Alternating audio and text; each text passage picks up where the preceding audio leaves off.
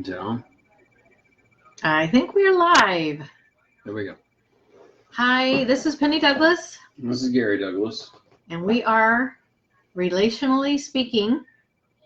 We have not been on here in a long time.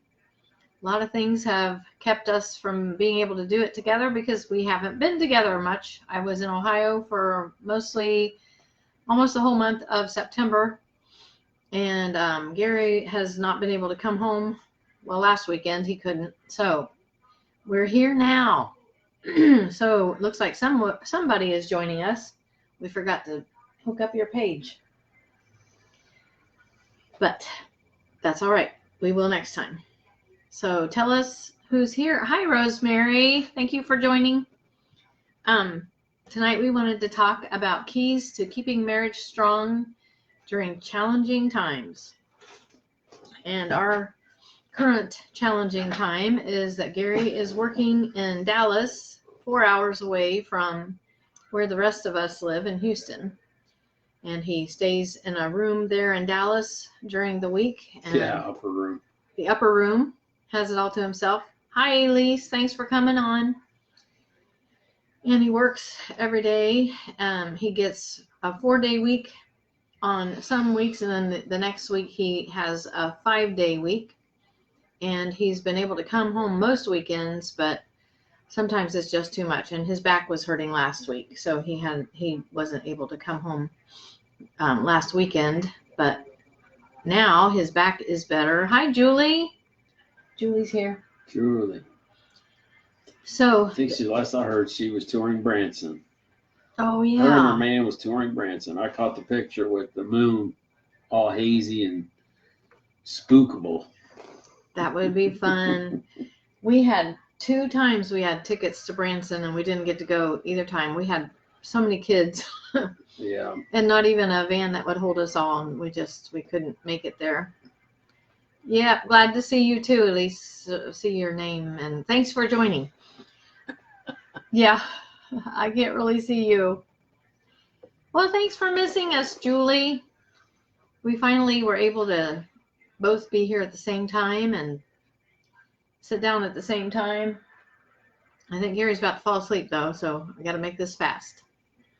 So that's our challenge at this time in our marriage. We've had other challenging times. I know people have all different kinds of challenges in their marriages. Marriage is not the easiest relationship, but it's the best, most wonderful relationship that you can have with someone. They are just your lifelong companion, and it's so good.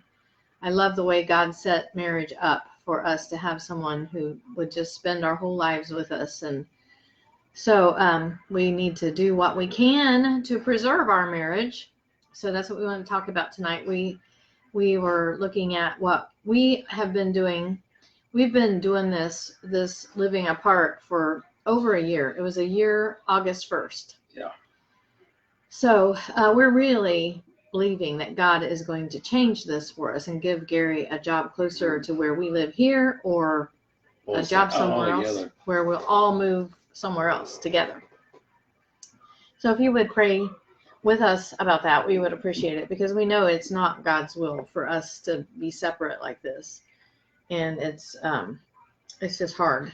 So what is the first key we came up with? What are we doing that helps keep our marriage strong, even though we have this challenge? Primary is just as it was with all relationships, the issue of communication, that we stay in connection. Mm-hmm. That's been primary number one. The other, of course. Thanks, Rosemary. She said we'll pray. The other, of course, is just believing that despite the unpleasant circumstances, that just like the weather, things will change and they will get better.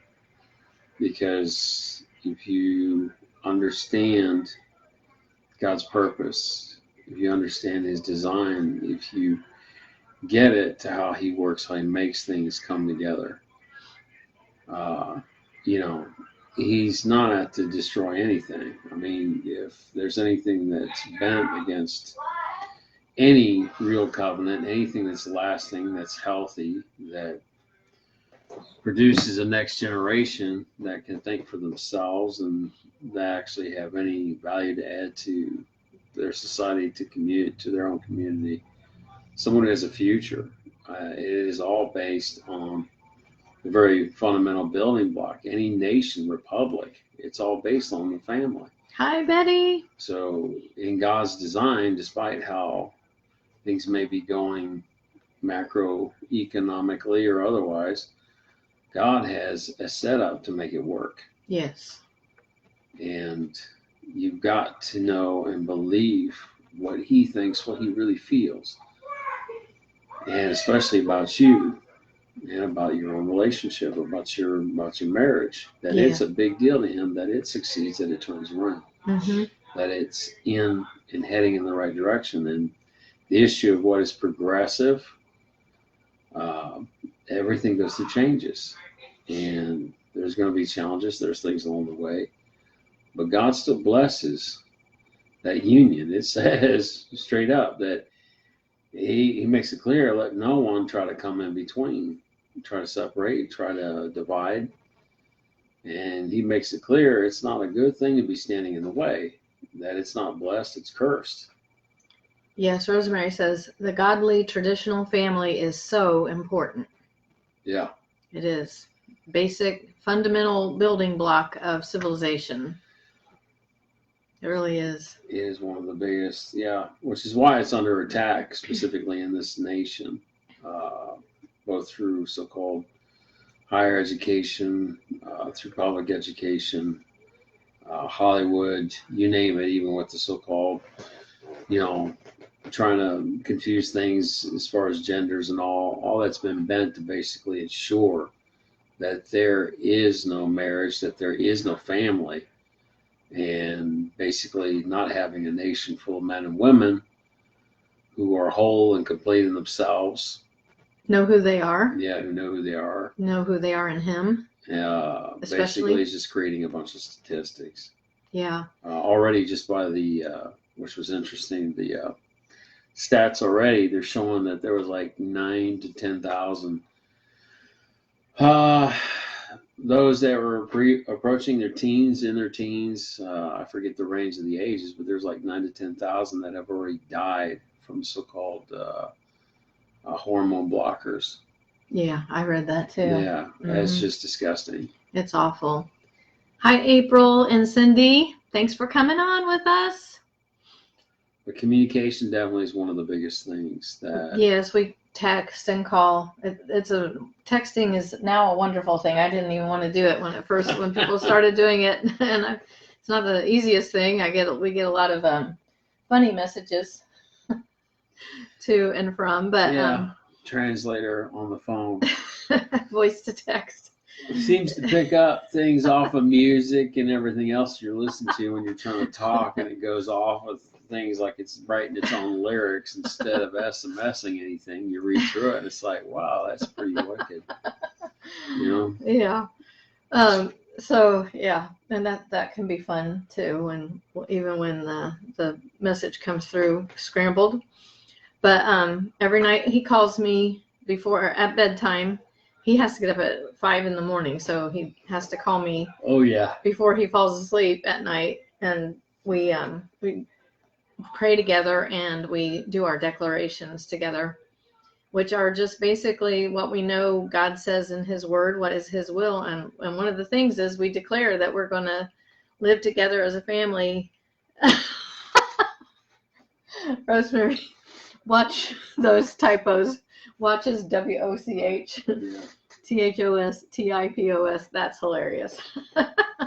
Yeah, you're SMSing your messages. All of us probably figured it out by now. Has been at it for a while. That it's almost it's like phonetic. Don't expect to spell it perfectly. Oh, they get the wrong. You're wasting your time, really. The whole wrong thing. It's like trying to send your kids an email. Have you noticed it's almost like doing snail mail now? They don't look at their. They don't look at their emails. They don't get it. They don't think it means anything, of course, until it's about sending their checks stub electronically. And some things can't be sent through text. No. I found that some videos that I want to send or some No, messages that I no. want to send don't It's go about through. it's about size of files and stuff like that. Yeah, You know. so you need email sometimes at least. Yeah, the another big things too is just like it said, like we had talked about. Oh, let me finish. Go The ahead. one declaration Go is ahead. that we will have our own home and our own land, and we just say these. We got them memorized. We say them together every night, and it's saying God's will out loud because we know how powerful our words are, and we know that as believers we have authority. We are seated in heavenly places, and just like Jesus had authority, He gives us His authority in His name, and to call those things that are not as though they were. So that is one of our things that we declare, is that we are going to have our own home, our own land, and we will live together as a family again. And we declare things over our children too that are in the Word.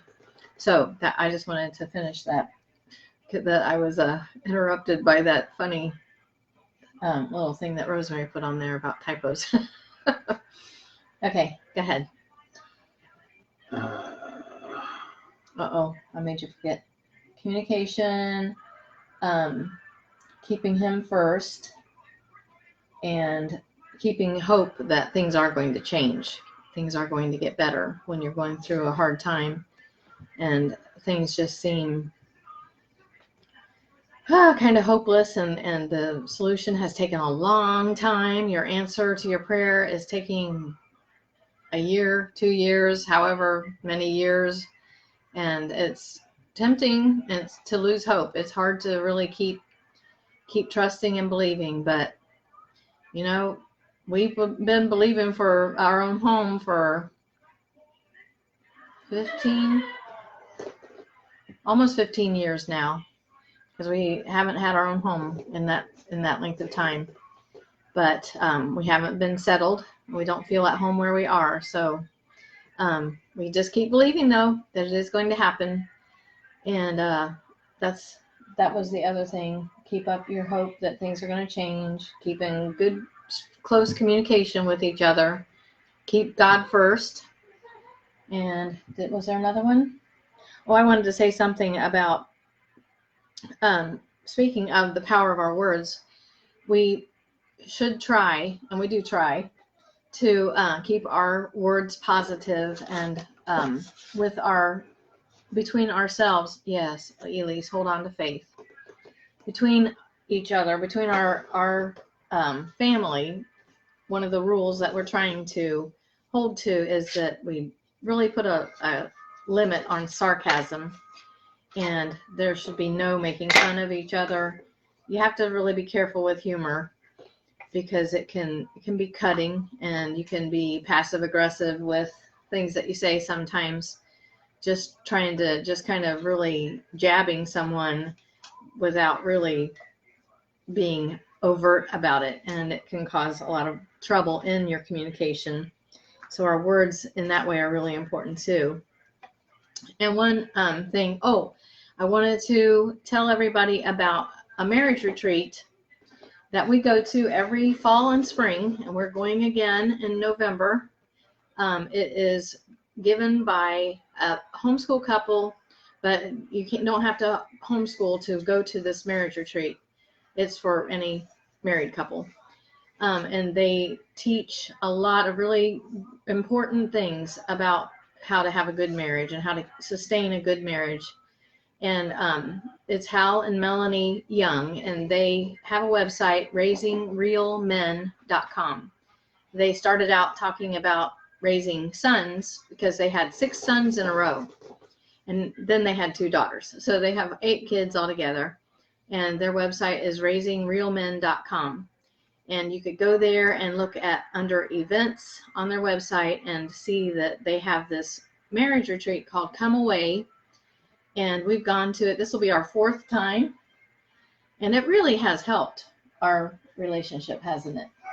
It's been really good for us, especially since we're not together a lot of the year. We get this weekend together, and they set it up so that we get to spend a lot of time with our husband or wife. And we'll have a teaching time and a meal, and then they give us an hour, a couple hours to just talk about and think about what we learned in the last session, and and go and see the mountains, because it's in the Smoky Mountains. It's in North Carolina, Flat Rock, North Carolina, at Bon Clarkin Conference Center. We've been there before, and it's really pretty, really nice. And the leaves should be changing colors by that time. At that time, hopefully they won't. Last time they were still green. The leaves were still green when we went, which was kind of disappointing, because I don't see anything like that here in Texas, and I miss it really bad. And you do too, don't you? Yeah, he really misses the four seasons. And you're fading out on me again, aren't you? So anyway, the retreat will be November 8th through 10th, and they keep the expenses down as much as they can. The meals and the staying at the center is paid for in what you pay for the retreat. Classes, all of that is included in one price, and you just get yourself there and get yourself back home, and it's really not that expensive. So it's a really good thing to do. And some of what we teach about marriage, we've learned from that retreat. And one of the big things that Melanie talks about, anytime I hear her talk about marriage, is a study that was done that they kind of kept track of how a couple would react to bids for attention. Like if I would say Gary, and if he answered me and we engaged in conversation, he found out what I wanted him for, that's answering my bid for attention. But if he ignored me, or if I ignored his just little joke that he made, or things like that, they can tell by how couples respond to each other's bids for attention if that marriage is going to last or not. And if you respond positively, and if you are responsive to your mate, then your marriage is probably going to last. But they did a study, and it showed that the ones who didn't respond to each other's bids for attention, several years down the line, they weren't married anymore. So I think that's really important for us to remember. And sometimes, you get so used to each other that you might just take each other for granted, and you might not want to get excited about every little thing that they want to talk about, or their little jokes, or their little just little funny things that they do. You might just be like, well, I've heard that a million times. But don't do that. Keep things fresh in your relationship, and do your best to keep the marriage happy and healthy and strong, and your love alive, and do what you can, because marriage is, like we said, it's so important. That relationship is so unique, and it's the backbone of society, and we really need to do our part in keeping our own marriage strong and encouraging others too. And going to marriage retreats is a good way to do it. So that's all we want to say tonight. Can you say good night, Gary? Good night, Gary. I will answer that bid for attention. That was cute. I'm so glad he's still awake for the end of the relationally speaking for tonight. Don't know if we'll be back next week, will we? Hard telling. Next week is a long week for him. But if we are, please join us, and thank you for coming on tonight. If you have any prayer requests, please let us know. And any comments or anything you want to say, we would love to hear from you. You really turned off. Good night.